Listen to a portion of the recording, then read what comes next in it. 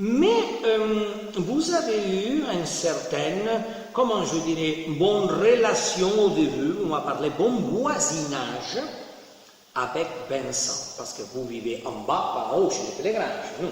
Oui, Sinon en bas, lui en bas et l'autre lui en là. Au début, vous aviez une certaine relation, après peut-être moins. Est-ce que dans ce temps-là, comme vous m'avez conté, de bonnes relations avec Vincent, vous n'avez pas trouvé que Vincent, c'est quelqu'un qui lui soutirait de l'argent au père?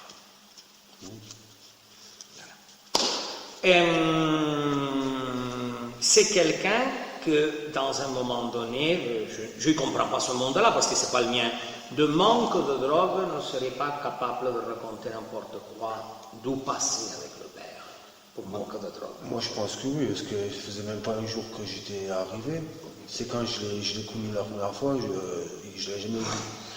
Et quand il était lui revenu de Tur, et là, il en parlait, tac, tac, tac, et il m'a raconté carrément que le père, il l'avait violé, et que François et tout ça, ils avaient tué des gens.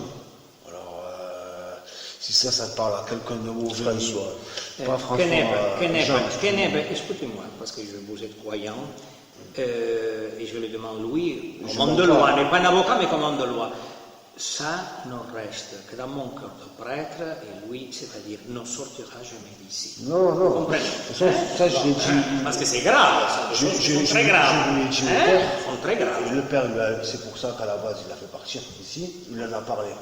Non, mais je veux que moi, le père Dominguez Bournon, ma parole de prêtre, je vous la donne devant un témoin, ça ne sortira jamais d'ici.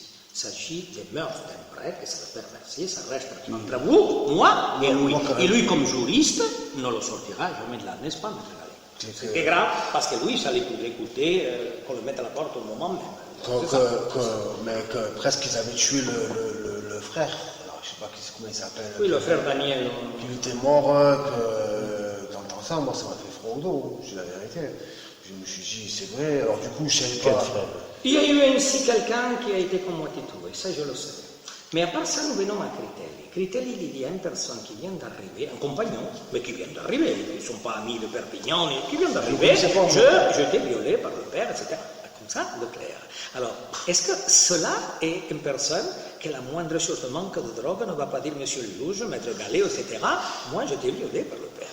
C'est ça que je vais en venir. C'est ça que je vais en venir. Moi, ce qu'il m'a dit, et ça il me l'a dit, qu'il avait vu la juge, qu'à tout moment il pouvait faire des trucs, mais que pour l'instant il laissait truc.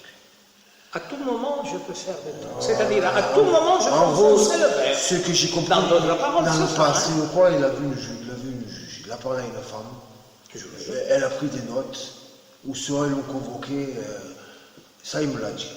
Et voilà. Ça c'est la vérité, je ne mens pas, qu'il m'arrive un malheur maintenant. Non, bon, ça je l'ai dit au père, de toute façon il est au courant. Et qu'est-ce qu'il dit?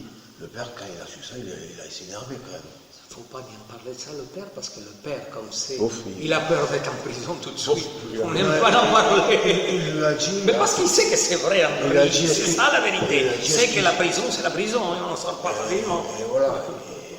Et là, il a reproché, il a dit, est-ce que je t'ai fait Ce ça? qu'il faut comprendre, ce que vous faut compreniez, c'est que quelqu'un qui, entre guillemets, a été violé par le père étant mineur, peu importe, pas de relation homosexuelle, sinon de viol, de pédérastie, à 15 jours d'arriver, ou un mois, ou à 8 jours, à quelqu'un qui arrive, il est en train de lui raconter la vie du père.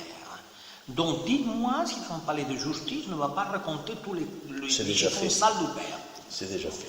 Pour moi, c'est fait. Moi, il me l'a dit qu'il avait fait. Moi, il m'avait dit ça. Et ça, on va recevoir ici 3 mois. Mon Dieu, je n'en veux pas. Et oui, Surtout pas. Et si on ne le reçoit pas? Hein, c'est-à-dire, il chantera plus vite. C'est que c'est grave, ces affaires-là, c'est vrai. Hein? Parce que les chantages, c'est grave. Une violation, tout ça, c'est la prison pour un prêtre. Après, ce que j'ai compris, c'est que gagne de l'argent. Oui, je sais, c'est vrai, il sort beaucoup d'argent. Alors, je sais pas si c'est un truc. Là, parce qu'il doit. Il va se droguer, je pense, je sais pas, je n'entends pas. 100 euros, ça vaut la drogue, 200, 300. Après, il ne les a pas. Le père va me le donner. C'est moi qui prends le téléphone, mais il n'ose pas me dire donnez-moi 200, 300. Parce que je lui dirais je ne veux pas fomenter la drogue, je ne comprends rien, je ne veux pas vous les donner. Il vous les donne pas à vous, il n'y a pas. Non, mais il ne le donnera surtout pas à moi, mais à lui, tout de suite. Voilà. Enfin, il y a une différence. Oui, il y a un problème là. C'est que là, il y a une violation de mœurs, et moi, je n'ai même pas pour aller à Barcelone ou à visiter ma marraine, mais au premier gitan qui a couché avec lui, il lui donnera n'importe quoi. Et peut-être ça, celui-là, il demande 50 euros, il ne lui donnera pas, mais c'est qu'il n'a pas couché avec lui. Excusez-moi d'être franc. Bon, je vous truc, ça reste entre nous, voilà. Oui, tout à fait. Soyez tranquille. Merci Henri, ici, il n'a rien passé.